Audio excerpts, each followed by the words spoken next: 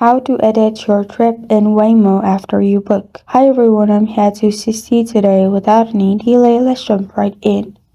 First, open Waymo on your device. Now, what you can do to edit your trip is by going to My Trip in the app and then swipe up on the bottom card, and then you can press on tap Edit Trip.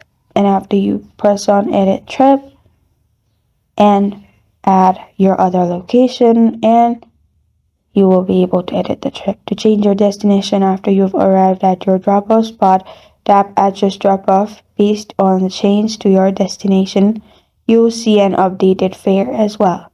And this is how to edit your trip in Waymo after you book.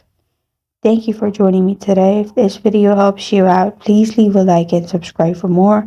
Got a question or want to suggest a topic? Comment below. Thank you for watching.